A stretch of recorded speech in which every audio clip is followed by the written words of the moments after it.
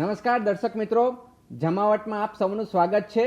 અને આજે આપણે ફરીવાર ધંધા પાણીની વાત કરી રહ્યા છે. આપણી સાથે એવા મહાનુભાવો બેઠા છે કે જનરલી એ બેકએન્ડમાં દેખાતા હોય છે, પણ આજે ફ્રન્ટમાં આપણી સમક્ષ આવ્યા છે. અને ક્યાંક ને ક્યાંક ગુજરાતના અને ભારતના ધંધા પાણીમાં આમનું પણ મોટું યોગદાન રહ્યું છે. કંપનીનું નામ છે JNK ઇન્ડિયા લિમિટેડ, એટલે કે જમ્મુ કાશ્મીર નહીં, JNK લિમિટેડ. અને એ ભારતની એક યશસ્વી અને ઉભરતી કંપની છે. અને એમનું મુખ્ય પ્રોડક્ટ્સ હીટિંગ ઇક્વિપમેન્ટમાં છે. હીટિંગ ઇક્વિપમેન્ટ એટલે શું એ આપણે એમની સાથે જ વધારે સમજીશું, પરંતુ શેર બજારે તેજીનો ઘોડો છે. અને આ તેજીમાં આ કંપની કેવી હરણફાર ભણશે એની સાથે મંચસ્થ મહાનુભાવો આપણી સમક્ષ છે. આપણી સાથે કંપનીના ચેરપર્સન છે कामत जी, आपका स्वागत है. धन्यवाद. સાથે એમના CEO दीपक जी છે. दीपक जी, आपका भी स्वागत है. અને એમના ચીફ फाइनेंस ऑफिसर એટલે કે कुबेर भंडारी છે प्रवीण जी, आपका भी स्वागत है. तो हम रैपिड फायर खेलते हैं कि all of you are the इधर प्रोफेशनल और टेक्नोक्रेट. सभी આ બધાનું બેકગ્રાઉન્ડ ક્યાંક ને ક્યાંક એન્જિનિયરિંગમાંથી છે અને મોટી મોટી કંપનીઓમાંથી આવ્યા છે. અને કંપનીનો IPO મિત્રો આ મંગળવારે એટલે કે 23મી તારીખે ખુલી રહ્યો છે, તો એના વિશે પણ આપણે સમજીશું. तो I would like to ask chairperson जी कि आपकी कंपनी क्या बनाती है? धन्यवाद. हमारी कंपनी प्रोडक्ट बनाती है हीटिंग इक्विपमेंट. इसका मतलब है जैसा फायर्ड हीटर है, फर्नेस है, रिफॉर्मर है, क्रैकिंग फर्नेस है. ये मेनली हाइड्रोकार्बन प्रोसेसिंग इंडस्ट्री के लिए जिधर भी जो रॉ मटेरियल आता है उसको बहुत गर्म करना पड़ता है to the extent 600 degree centigrade से 1200 डिग्री सेंटीग्रेड तक. उसी के लिए जो फायर्ड हीटर लगता है वो हम लोग बनाते हैं और वो API का हिसाब से बनता है. सबसे ज़्यादा क्रिटिकल इक्विपमेंट रहता है ये प्रोसेस इंडस्ट्री में, तो वो हम लोग बनाते हैं. उसका डिज़ाइन करते हैं, इंजीनियरिंग करते हैं, मैन्युफैक्चरिंग करते हैं और इंस्टॉलेशन भी करते हैं साइट पे. EPC બેસિસ ઉપર. એટલે મિત્રો આ કોમ્પ્લેક્સ પ્રોજેક્ટ કહી શકાય આપણે કે જે મોટી મોટી ઇન્ડસ્ટ્રીઓ, રિફાઇનરી લાગતી હોય અથવા તો ફર્ટિલાઇઝરના પ્લાન્ટ લાગતા હોય ત્યાં 2000 ડિગ્રી 2300 ડિગ્રી સેલ્સિયસે આ બધું કેમિકલને બધા ગરમ કરવા પડતા હોય છે. એ ઇક્વિપમેન્ટનું મેન્યુફેક્ચરિંગ કરે છે. अब मैं जानना चाहूँगा अपने चीफ फाइनेंस ऑफिसर साहब के साथ, तो आप बाजार में से कितना रुपया लेने वाले हो? Thank you. हम बाजार में से 300 करोड़ प्राइमरी इशू कर रहे हैं जो कि वर्किंग कैपिटल के लिए हम यूज़ करेंगे. બરાબર છે. કાર્યકારી મૂડી એટલે કે વર્કિંગ કેપિટલ માટે માર્કેટમાંથી 300 કરોડ લેવાનું ધારણા ધરાવે છે. और फिर ये आप फंड का क्या करेंगे? उसका यूटिलाइजेशन कहाँ पर होगा? उसका यूटिलाइजेशन जैसे मैंने कहा कि वर्किंग कैपिटल के लिए ये होगा, तो ऐसा मान के चलिए कि लगभग 1.5 साल तक ये पैसा हमें सफिशिएंट होगा वर्किंग कैपिटल चलाने के लिए, जो हमारा अभी का ऑर्डर बुक है उसके हिसाब से. बराबर है. એટલે કે કાર્યકારી મૂડી માટે આ ફંડના યુટિલાઇઝ થવાનો છે મિત્રો. હવે और ये पूछना चाहूंगा कि कंपनी का टर्नओवर क्या होगा, वेचाण कितलो हशे तो जानिए. टर्नओवर 2023 दिसंबर को 253 करोड़ का हो चुका है और पिछले 3-4 सालों की अगर हिस्ट्री हम देखें तो लगभग 3 क्वार्टर में हम 50% के आसपास का टर्नओवर करते हैं और आखिरी क्वार्टर में बचा हुआ टर्नओवर हो जाता है. बराबर है. तो मैं आपको एग्जैक्ट टर्नओवर तो अभी बता नहीं सकता, लेकिन आप हिसाब कर सकते हैं. लास्ट ईयर का हमारा 407 करोड़ था. એટલે કે अब की बार 400 પાર તો થઈ જ ગયું છે, પણ હવે 500 પાર થઈ જાય એવી આશા આપણે રાખીએ છીએ. अब बात करना चाहूँगा अपने CEO साहब से કે કંપનીના જે ચીફ એક્ઝિક્યુટિવ ઓફિસર હોય તો કંપનીનો ભાર એમના માથે હોય ચલાવવાનો, કારણ કે જે ચેરપર્સન હોય એ ડાયરેક્શન આપતા હોય. CFO છે એ નાણાકીય સંચાલન કરતા હોય, પણ કંપનીનું સમગ્ર डे टू डे ऑपरेशन करवाનું હોય એ CEO करता હોય છે. तो CEO साहब से मैं पूछना चाहूँगा कि अपने कस्टमर कौन कौन है और कहाँ कहाँ है? नमस्कार दर्शकों, काफ़ी अच्छा लग रहा है हमको आपसे बात करके डायरेक्ट फर्स्ट टाइम. तो जैसे सवाल पूछा गया है, कस्टमर्स, हमारे जो भी कस्टमर्स है वो बड़े ऑयल एंड गैस कंपनीज़ है. लाइक जैसे इंडिया में जितने भी रिफाइनिंग कंपनी हैं सभी हमारे कस्टमर रह चुके हैं या रहे हैं. जैसे आप कुछ ना ऐसे डायरेक्ट नाम तो नहीं ले सकता हूँ मैं बिकॉज ऑफ रेगुलेशंस, बट जिनके नाम ले सकता हूँ वो NRL है, नुमालीगढ़ रिफाइनरी, IOCL है, ये सबसे बड़ा कस्टमर्स है। अभी तक हमने 10 से 12 प्रोजेक्ट उनके लिए किए हैं, और ऐसे बहुत से रिफाइनरीज कंपनी जो भी आपको समझ में आते हैं इंडिया में, वो हमारे कस्टमर रह चुके हैं। इसके अलावा अपने देश के बाहर भी हमारे 7 कस्टमर्स रह चुके हैं अभी तक। सभी ये ऑयल एंड गैस कंपनीज़ है, जो बड़ी बड़ी कंपनीज़ है, जो बड़े प्लांट डालती है, रिफाइनरीज डालती है या फर्टिलाइज़र प्लांट डालती है, उसमें का सबसे क्रिटिकल इक्विपमेंट हम सप्लाई करते हैं। जी, बहुत बहुत धन्यवाद। अब बात ये करनी है कि થોડા પ્રેક્ટિકલ વાતો કરીએ ને, કે જ્યારે આ મોટા પ્રોજેક્ટ ચાલતા હોય તો ઘણીવાર એવું થતું હોય છે કે પ્રોજેક્ટ ઘોંચમાં પડી જાય। એટલે કહેને કા તાત્પર્ય है કે you know this kind of projects. अच्छा મિત્રો, એ વાત કરી દઉં કે આ જ્યારે 1000 કરોડના, 2000 કરોડના, 5000 કરોડના પ્રોજેક્ટ ચાલતા હોય, એ પ્રોજેક્ટમાં એક હિસ્સો હીટિંગ ઇક્વિપમેન્ટનો હોય, એટલે કે એમાં એ 100%ના પ્રોજેક્ટમાંથી 2 થી 5 કે 10%નું कॉन्ट्रीब्यूशन आ सेगमेंट નું આવતું હોય છે। अब जब लार्ज स्केल के प्रोजेक्ट्स होते हैं तो कई दफ़ा पे वहाँ पे because of unavoidable circumstances project में डिले हो जाता है। तो हमारे गुजराती में एक घोंच में पड़ो, तो उसमें फिर इधर भी नहीं जा सकते, इधर भी नहीं जा सकते, because of XYZ reason projects delay हो जाता है। तो हाउ यू हैंडल इट, इतने आपका पास्ट एक्सपीरियंस? सी, एक घोच में पढ़ना इज़ ए नॉर्मल, सॉरी अगर मैं बराबर प्रोनाउंस नहीं कर पा रहा हूँ तो, बट ये नॉर्मल है, हमारे धंधे में होता है। बट इसके लिए देर आर मेजर्स, जैसे हम हमारे साइड से काफ़ी चीज़ें करते हैं। जैसे बाहर का प्रोजेक्ट हो, इंडिया के बाहर का, तो हम LC ले लेते हैं। LC यानी हमको गारंटी होता है कि क्लाइंट से पैसा आएगा ही, हमको सिर्फ वो डॉक्यूमेंट बैंक को सबमिट करना होता है, उससे बैंक हमको पैसा देता है। इंडिया में जो प्रोजेक्ट है, इसमें हमारे जो होते हैं पैसे, वो माइलस्टोन पे आते हैं। जैसे हमको जैसे ऑर्डर आते ही हमको 10% हम क्लाइंट से ले लेते हैं। तो टिपिकल जहां हमको लगता है प्रोजेक्ट फंसने जा रहा है कहीं पे, तो हमारा भी इन्वेस्टमेंट हम उसी के हिसाब से करते हैं जितने पैसे आए हैं। तो अभी तक जितने भी प्रोजेक्ट किए उसमें कहीं दिक्कत नहीं हुआ है हमको कि ये प्रोजेक्ट फंस गया है और उसके वजह से हमको ऐसा कोई सीरियस तकलीफ हुआ है। વાત એમની સમજવા જેવી છે કે જે ઓર્ડર આવે છે એમાંથી એડવાન્સ મની પણ લે છે, એટલે કે ઉધારી ઉપર માલ નથી વેચતા। બીજું મિત્રો, હવે વાત એ આવે इसमें एक मैं ऐड करना चाहूँगा कि नाइजीरिया जैसे कंट्री में भी प्रोजेक्ट करके हम पूरा 100% पैसा ले चुके हैं। બહુ મોટી વાત છે મિત્રો, આફ્રિકામાં ધંધો કરવો અને ત્યાંથી પૈસા લેવા। કારણ કે ઘણીવાર એવું થાય છે કે પ્રોજેક્ટ નખાઈ જતો હોય છે પણ પૈસા ટલ્લે ચડી જતા હોય છે। તો એક આ જ્યારે ધંધામાં મોનોપોલી હોય અથવા તો માસ્ટરી હોય કે આમના સિવાય કોઈ નહીં કરી શકે, ત્યારે પૈસા સરળતાથી આવી જતા હોય છે। એટલે ક્યાંક એવું લાગે કે કંપનીની ક્યાંક એક માર્કેટ શેર ઓલમોસ્ટ 25%થી વધારે इंडिया में है आपका? 27% मार्केट शेयर है लास्ट ईयर। फिर आता है बात कि ये सब बड़े प्रोजेक्ट में મિત્રો મોટા પ્રોજેક્ટ હોય ને ત્યારે એક તો માણસો મળવાની તકલીફ હોય છે કે આટલે બધી એકેડેમિક એન્જિનિયરિંગ ઇન્સ્ટિટ્યૂટ છે, પણ જે સ્કિલ મેન પાવર જોઈએ तो ये दरेक कंपनी ने जरूर पड़े અને दरेक में खेचा खेची थती हो। तो मैं CEO साहब से पूछना चाहूँगा कि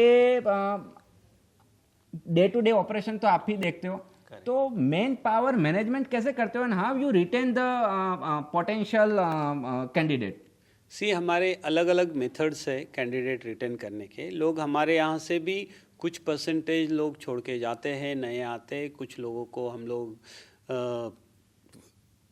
रख पाते हैं और कुछ लोगों को हमको दिक्कत होती है रखने के लिए। बट इसमें फर्स्ट स्टेप जो हम करते हैं, हम लोग ये फ्रेशर्स लेते हैं कॉलेज से, जो हम जिसको हम लोग GET प्रोग्राम बोलते हैं। GET यानी ग्रेजुएट इंजीनियर ट्रेनीज।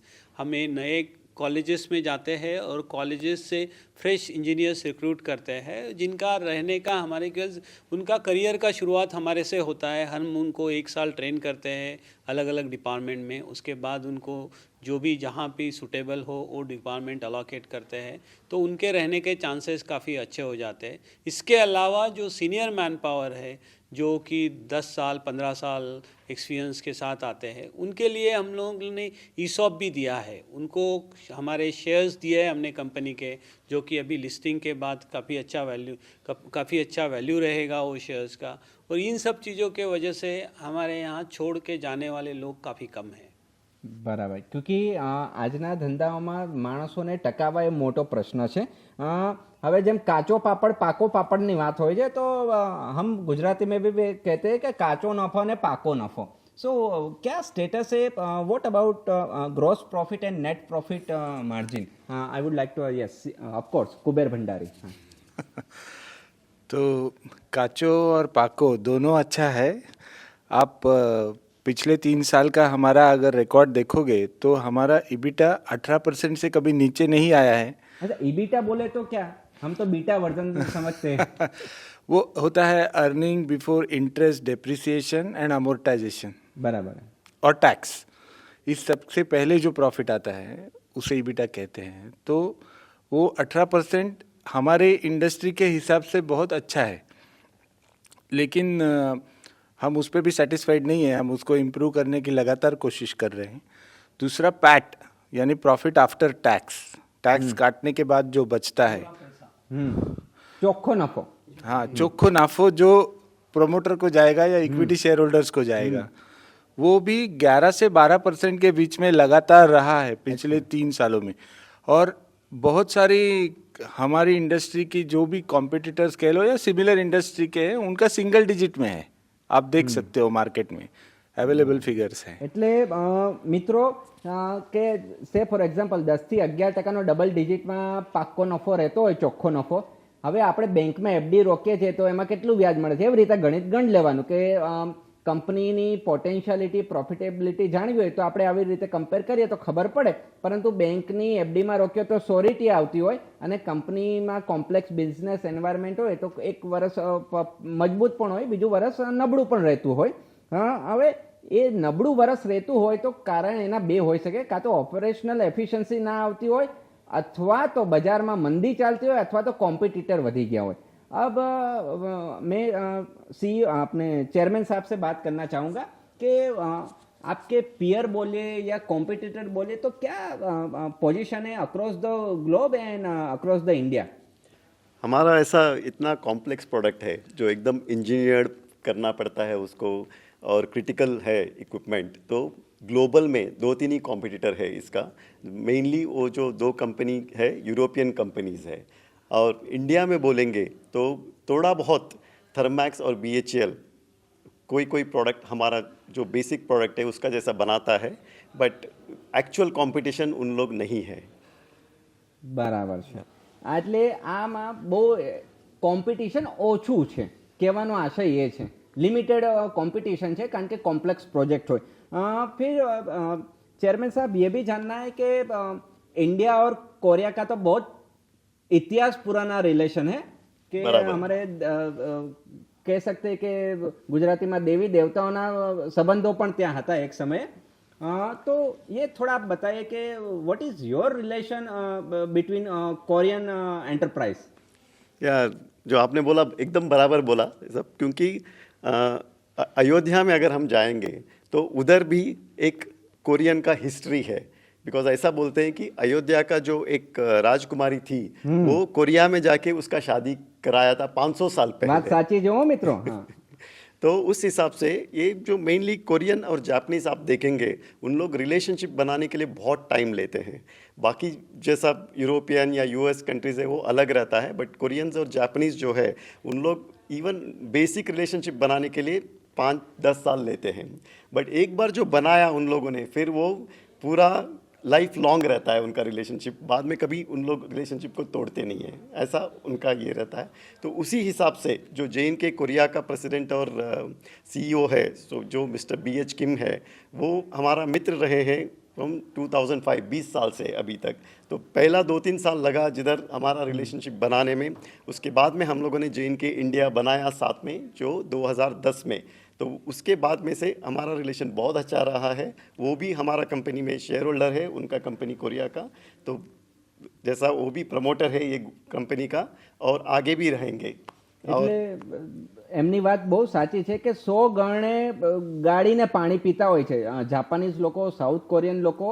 અને એકવાર જો તમારા મજબૂતીના સંબંધો બની જાય અને વિશ્વાસ હોય તો પછી પાછું વળીને નથી જોતા. તો ક્યાંક ને ક્યાંક આપણા ભારત માટે અને ખાસ કરીને એક મજબૂત અર્થતંત્ર માટે આ બહુ જરૂરી વસ્તુ હોય છે, કારણ કે ટેકનોલોજી સહयोग પણ એમનો મળતો જ હોય છે. અચ્છા, ટેકનोलॉजी भी सपोर्ट करते हैं ना? हाँ, हम सब टेक्नोलॉजी वो सपोर्ट करते हैं और बाद में हम लोग इधर ही पूरा टेक्नोलॉजी को इंडिया में ही उसको बनाते हैं. એટલે મેક ઇન ઇન્ડિયાનું એક ક્લાસિક ઉદાહરણ આપણે કહી શકાય કે જે રીતે આપણા દેશના વડાપ્રધાન ફોકસ કરી રહ્યા છે મેક ઇન ઇન્ડિયા અને ટેકનોલોજીનો સપોર્ટ મળી રહ્યો છે, એટલે ભારત એક વિશ્વગુરુ તરફ બનવા જઈ શકાય એવું કહી શકાય. કોમ્પ્લેક્સ પ્રોજેક્ટ હેન્ડલ આપણે करता हो એટલે મોટી વાત છે.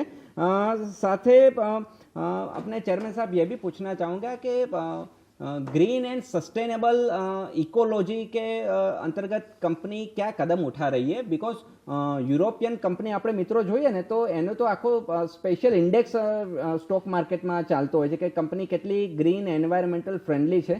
तो ये आप what is your prospect on it? ये एकदम बहुत अच्छा क्वेश्चन पूछा आपने, क्योंकि पूरा हम लोग एनवायरनमेंट के लिए सबसे ज़्यादा ख्याल रखना चाहिए. तो इसके लिए हमारा भी जो बेसिक प्रोडक्ट है, जो फायर्ड हीटर है, जो हीटिंग करने का, क्योंकि ये तो एसेंशियल है सब जगह, विदाउट इसके बिना कोई भी प्रोसेस इंडस्ट्री चलेगी ही नहीं. बट इसमें अभी क्या करते हैं कि जितना क्लीन होता है उतना गैस हम लोग एज ए फ्यूल यूज़ करते हैं, सो दैट कार्बन एमिशन नहीं ना रहे. तो पहले जो यूज़ करते थे कोयला यूज़ करते थे, बाद में तेल यूज़ करते थे, अभी प्योर गैस यूज़ करते हैं. और उसमें भी अभी जैसा आगे जाता है लोग हाइड्रोजन यूज़ करते हैं जिसमें कार्बन है ही नहीं. तो हम लोग हाइड्रोजन का भी फायर हीटर बना सकते हैं.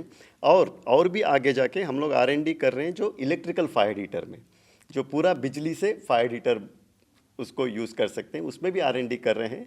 तो उसमें फिर बाद में अपने को कार्बन का कोई एमिशन रहेगा ही नहीं. वो एक तरफ है ये अपना बेसिक प्रोडक्ट में. और हम लोगों ने दूसरा प्रोडक्ट लाइन चालू किया है अबाउट, या उसमें भी हम लोग अभी प्रोडक्ट डेवलपमेंट और इंस्टॉलेशन चालू किया है अबाउट 3 साल से. वो प्रोडक्ट है फ्लेयर्स एंड इंसिनरेटर्स. वो जो प्रोसेस इंडस्ट्रीज में वेस्ट गैस और वेस्ट केमिकल रहता है उसको ट्रीट करने के लिए. तो उसको ट्रीट करके फिर बाद में पूरा केमिकली इनर्ट बना के एटमॉस्फेयर को छोड़ता है. तो उसमें एटमॉस्फेयर को कोई भी वेस्ट गैस वेस्ट केमिकल का संभावना ही नहीं रहता है उसको छोड़ने का. और बाद में तीसरा अभी जो हम लोगों ने चालू किया है वो है ग्रीन हाइड्रोजन, जिसमें हाइड्रोजन फ्यूल्स जैसा पेट्रोल पंप है वैसा ही हाइड्रोजन फ्यूल स्टेशन हम लोग बना रहे हैं. इंडिया में पहला हाइड्रोजन फ्यूल स्टेशन. अच्छा. जो जिधर हाइड्रोजन एक ही जगह पे बनता है और डिस्पेंस करते हैं वो हम लोग बना रहे हैं. वो अभी ये मई महीने में कमीशन भी हो जाएगा और टाटा मोटर्स का हाइड्रोजन बसेस उसमें चलेगा दिल्ली में, और उसमें कोई एमिशन नहीं होगा, जस्ट हाइड्रोजन पे, प्योर हाइड्रोजन पे. એટલે મિત્રો સમયનું ચક્ર ફરી રહ્યું છે, પૈડું ફરી રહ્યું છે કે જે દેશે ભારતે પ્રકૃતિનું જતન કરવાનું સમજાયું હતું તો આજે ફરી પાછો આપણા આંગણે એ અવસર આવ્યા છે કે આપણી ઇન્ડસ્ટ્રીને, આપણા ટ્રાન્સપોર્ટેશનને ગ્રીન મોબિલિટી તરફ કઈ રીતે જઈ શકીએ, તો એ દિશામાં આ કંપની કદમ ઉઠાવી રહી છે. અને હવે ગુજરાતી હોવાથી એ તો પૂછી જ શકાય, કુબેર ભંડારી પાસે આપણે જઈએ કે આપણે ગાડી લેતા હોઈએ કે સ્કૂટર લેતા હોઈએ કે કેટલી એવરેજ આપશે, તો હવે એ તો પૂછવું પડે કે નહીં कि कितना रिटर्न मिलेगा? अभी आपका प्रोटोकॉल जो देख लेना. लास्ट 3-4 साल का जो हमारा इतिहास है वो आप देखोगे तो मैंने जैसे आपको बताया कि 18% का EBITDA और 11 से 12% के बीच में पैट लगातार रहा है. तो 70% का CAGR कंपाउंडेड एवरेज ग्रोथ रहा है, ग्रोथ रेट रहा है. तो आप खुद ही मैथ्स लगा सकते हैं कि आगे जाके क्या रिटर्न रह सकता है. મિત્રો જે રીતે મહાનુભાવોએ કીધું કે 70% ग्रोथ છે, तो चेयरमैन साहब आप कुछ उसमें ज़्यादा कहना चाहोगे? हमें तो इसमें ही रहता है कितना रिटर्न मिलेगा, तो आप पास्ट का भी कुछ पास्ट का, क्योंकि आगे का हम लोग बिकॉज ऑफ आपको पता ही है DRHP में हम लोग बात नहीं कर सकते हैं. बट पास्ट में लास्ट 3 साल में हमारा ग्रोथ रहा है 70% in terms of top line, that is revenue, और ऑल्सो EBITDA जो इन्होंने तभी बताया, या पैट में, वो तीनों में अराउंड 70% का ग्रोथ रहा है. एंड जो ऑर्डर बुक है दिसंबर एंड में जो 850 करोड़ तक ऑर्डर बुक हमारा है, और उसमें भी जो पैट फॉर दिसंबर तक का लास्ट ईयर का जो प्रॉफिट हुआ है वो 46 करोड़ है, जो हम लोगों ने लास्ट पूरा साल का प्रॉफिट को भी क्रॉस किया है. એટલે મિત્રો આ ટૂંકી ચર્ચા થઈ આપણા ધંધા પાણીની, અને આ દિશાથી આપણને એક મહેસૂસ થાય છે કે ભારતનું ભવિષ્ય તો ઉજળું છે જ. ભારતનું ભવિષ્ય ઉજળું કઈ રીતે થઈ શકે જ્યારે આવા ઉદ્યોગ સાહસિકો, આવા એન્ટરપ્રિન્યોર મેદાનમાં આવતા હોય છે અને આપણા ઇન્વેસ્ટરોને પણ બે પૈસા કમાવાનો અવસર મળતો હોય છે, ત્યારે જઈને સર્વાંગી વિકાસ થતો હોય છે. તો એ બદલ જેન.કે ઇન્ડિયા લિમિટેડના આપ સૌનો ખૂબ ખૂબ આભાર કે અમારા જમાવટના ધંધા પાણીના મંચ ઉપર આપણે ધંધા પાણીની વાતો કરી કે કંપની પણ આગળ વધે ને આપણે આગળ વધીએ મિત્રો. तो इसके लिए आप सभी का हम शुक्रगुजार हैं. Thank you so much. Thank you.